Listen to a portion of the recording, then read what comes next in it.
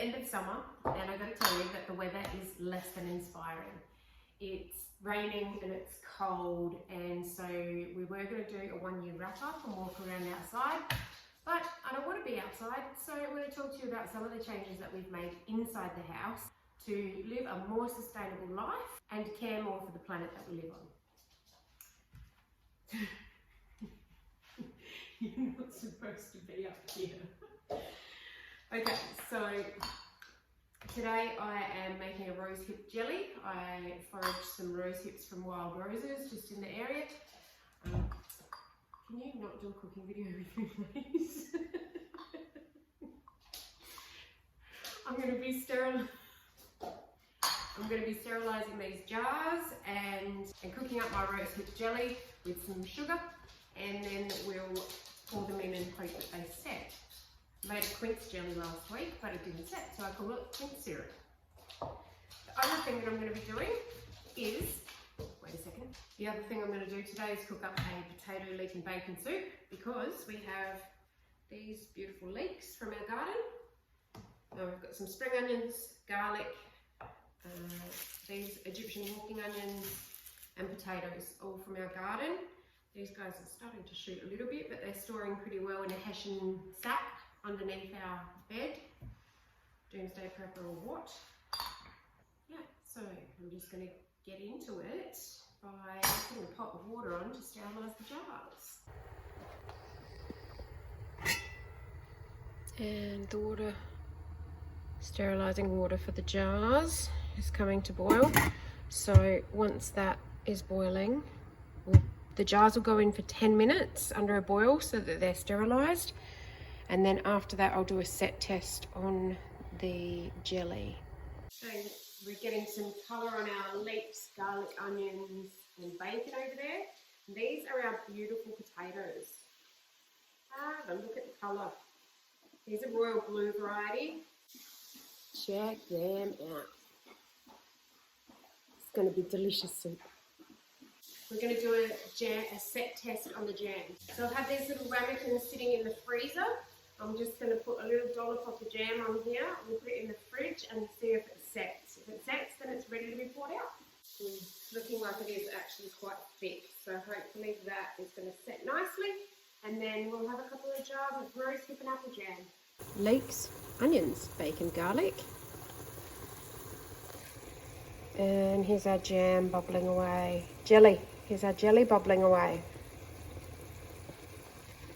So while all that stuff's cooking, let's talk about some of the things that we do now to be more environmentally responsible. So you can see the paper bags hanging up above my head here. I regularly harvest our herbs and put them into paper bags and hang them up to dry. So we're using fresh herbs at the moment, it being summer. And then when we run out of fresh, we'll have dried herbs to use in our cooking. So a quick look in the fridge has revealed some of our preserved and pickled produce from things that we've grown in our garden, and some things that we haven't grown in the garden. So this is a daikon and carrot pickle that is just from store-bought veggies. These were some tiny little cucumbers that grew in our garden. There's only a few of them, but I just love pickles, so I pickled them anyway. This is some garlic. Now, most of our garlic is in a paper bag, just being stored. Some in the fridge for use fresh. These ones here, the skin had come off, so we needed to preserve them in another way. So I've actually pickled them. We haven't used pickled garlic before, so we'll see how we go when we run out of our fresh garlic. This has been a real revelation. These are nasturtium capers. So if you can see the seeds from the nasturtium just under rock salt and white vinegar, and they're absolutely delicious, and you can use them in the same way as you use capers. This one half finished already. This is beetroot from our garden, which is absolutely fantastic. It's quite a salty pickle, this one. So next time I'd probably do it with a little more sugar and a little less salt. But these are the kind of things that you learn as you go, and we're definitely learning a lot as we go. Last but not least is the quince jelly that turned into quince syrup, but still delicious, especially on sourdough toast with butter. Just checking on the jam in the fridge. It's not entirely set. still running a little bit. So the jars are in sterilising now. When they're done, I'll do a final set test and we should be ready to pour out this jelly. In our next cupboard over, we have sourdough starter. Each day we take the lid off, pour out some discard, and then feed with 2 tablespoons of plain flour and 50 mils of water. And this is our most recent attempt at a sourdough loaf. Oh God, it smells amazing. It's definitely our best sourdough loaf so far. We're still learning as far as that goes. We use an old recycled bread bag to store our bread in the cupboard. So we'll give Clint a little feed right now. Discard goes into the fridge. We generally make pancakes out of the discard and have them for breakfast, usually with some spring onion and green chilli, but there's certainly other uses for the sourdough discard. Recently I made some tortillas. 2 heaped tablespoons of plain flour is 50 grams. So we're going 50 grams of flour, 50 grams of water each day as a feed. And our water we're not connected to mains water, so our water does not have chlorine in it, which you don't want to put into your sourdough starter. So we have rainwater as our main source of water, but we do also have a bore pump so that if our rainwater tanks run out, we can top up with bore water. And we just use a self-installed filter tap at the sink. Put the starter into a clean jar.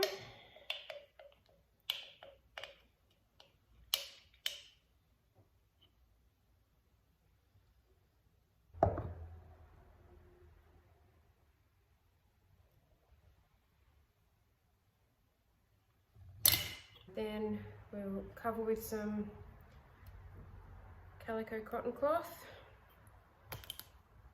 and let her do her thing overnight. One of the things I'm making a real effort to do now is to stop buying soft plastics. In Australia, all of our soft plastic recycling was done by one company, RedCycle, and now that they're no longer doing it, nobody is accepting soft plastics for recycling.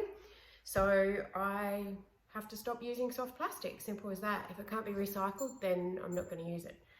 Some of the products that we buy in paper are bulk flour, which we keep in storage tubs.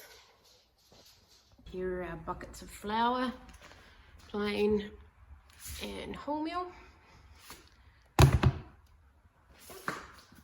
Products like this that we get from like the scoop and weigh section, I just use the mushroom bags provided in the supermarket to buy those so that I'm not bringing home plastic bags. We're in the process of transitioning all of our foods into glass jars, but still reusing things like our spice jars, even if they're plastic. Here are some of our most frequently used herbs. Let's take a look at my windowsill, which is a fairly functional space. This is a plant on the left-hand side in the skull pot that attacked by pitchfork, so it's in recovery. We've got some succulents that I'm propagating to put into pots, some yarrow that broke off, and so I've just popped it in a jar so that I've got flowers in the house. Sitting on our little Moroccan ginger grater here is a collection of random things that we've found on our morning walks. I've got a bowl of rosemary that came off some plant propagations. We've got a bowl of figs that we've taken off the tree to ripen before the birds get hold of them. This is where my teapot sits that I use every single day.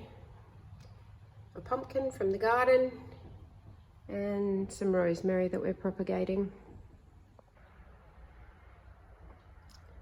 Let's talk about dishwashing. So over the sink here, you can see this is what we use to wash our dishes. These are just made out of jute twine, and I just crochet them into little pot scrubbers, and they're fantastic and they last for ages, and then they can be composted. So that's just a little rundown of some of the things that we've been doing, changes that we've been making in our lifestyle to be more sustainable and care for the planet. If you want to hear more about it, let me know. You know the drill. Like, subscribe to our channel, and get notifications if you're not the kind of person who checks YouTube very often. Look forward to bringing you the next video. Bye for now.